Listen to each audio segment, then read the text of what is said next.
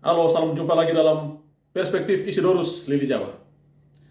Setelah beberapa saat off dari perspektif ini, maka saya hadir lagi menjumpai sahabat-sahabat Perspektif Isidorus Lili Jawa.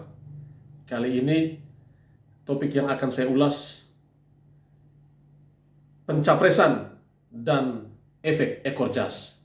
Ya, setelah tanggal 3 Oktober yang lalu, Partai Nasdem mendeklarasikan Anies Baswedan sebagai calon presiden dari Nasdem. Di ruang publik muncul berbagai tanggapan, komentar, respon, ulasan yang berkaitan dengan politik pencapresan.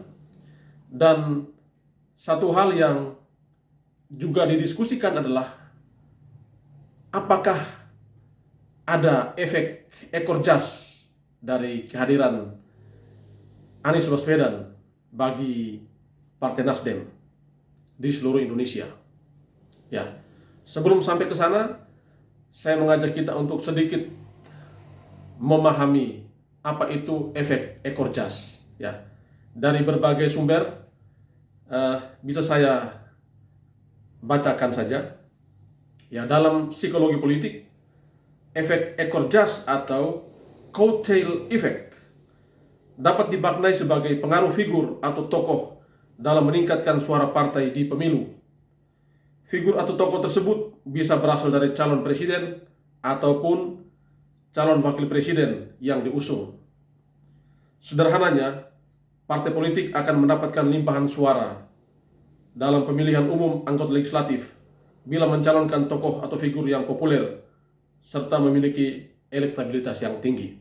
Ya, ini memang sangat berelasi erat mengingat tahun 2024 itu Pileg dan Pilpres dilakukan pada momen yang bersamaan.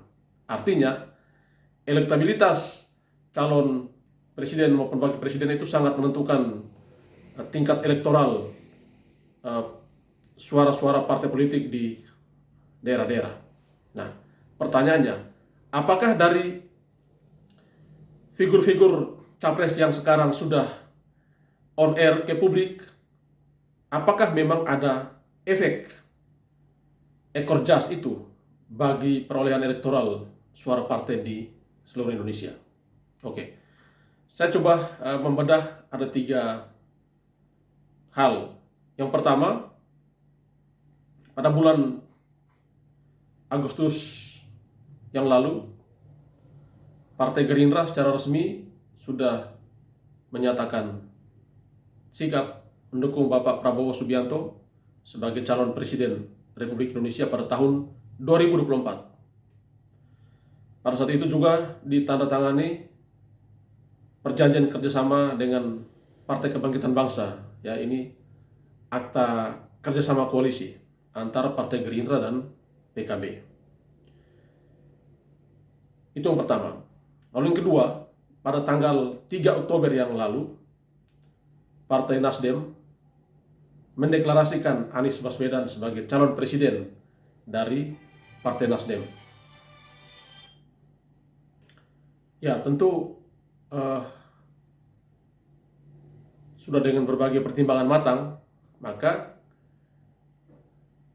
Partai Nasdem mengusung Anies Baswedan sebagai calon presiden dari Partai Nasdem.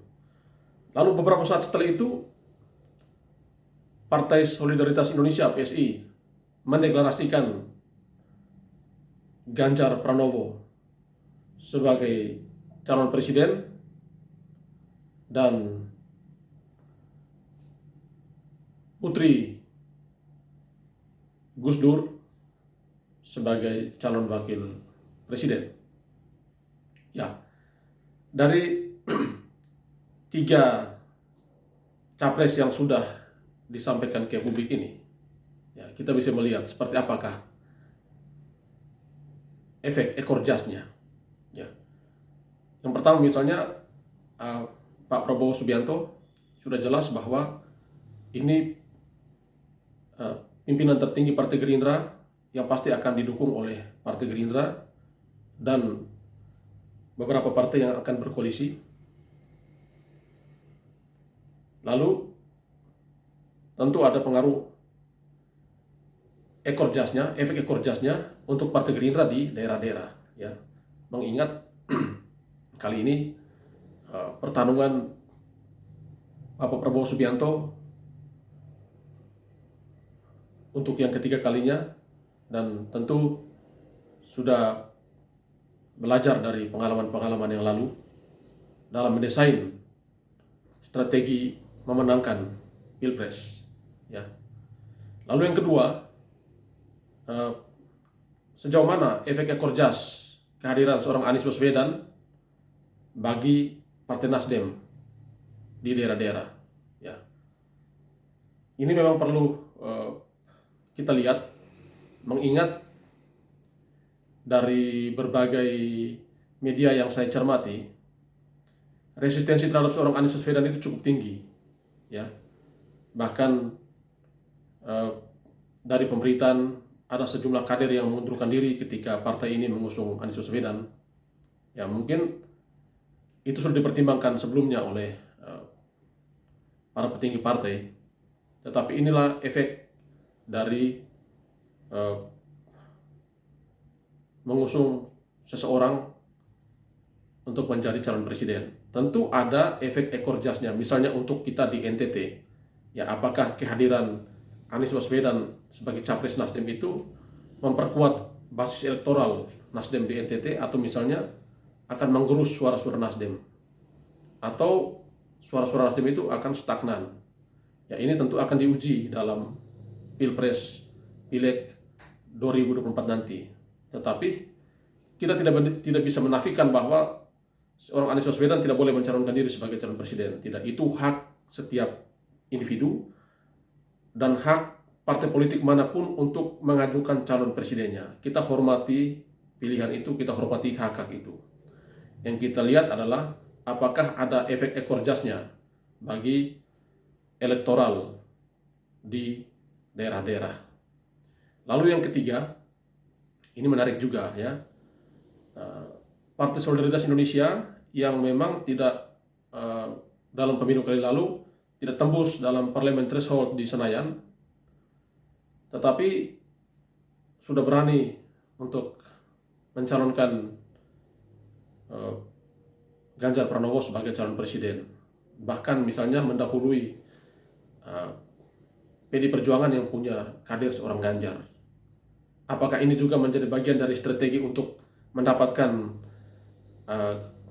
coattail effect atau efek ekor jas itu bagi perolehan suara elektoral PSI di daerah-daerah? Bisa saja itu menjadi bagian dari pertimbangan. Tetapi yang paling penting adalah bahwa setiap calon presiden maupun calon wakil presiden itu akan sangat menentukan seperti apa perolehan suara atau seperti apa basis elektoral di daerah-daerah. Karena itu memang efek ekor jas itu akan terbukti nanti pada pemilu di tahun 2024. Apakah partai-partai yang mengusung calon presiden si A atau si B itu punya elektoral akan meningkat atau menurun?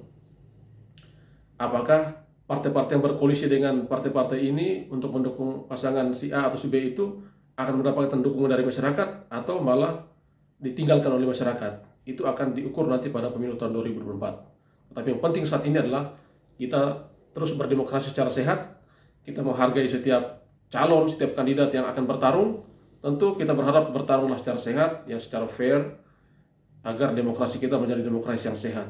Tidak perlu alergi, tidak perlu cemas, tidak perlu takut dengan hadirnya para kontestan dalam kontestasi politik ini, karena itu adalah bagian dari demokrasi kita. Jadi mari kita menikmati dinamika-dinamika politik yang akan terus kita hadapi di hari-hari mendatang menjelang tahun 2024. Terima kasih sudah menyaksikan, sudah mendengar ulasan ini. Semoga sahabat-sahabat selalu sehat dan Tuhan memberkati kita.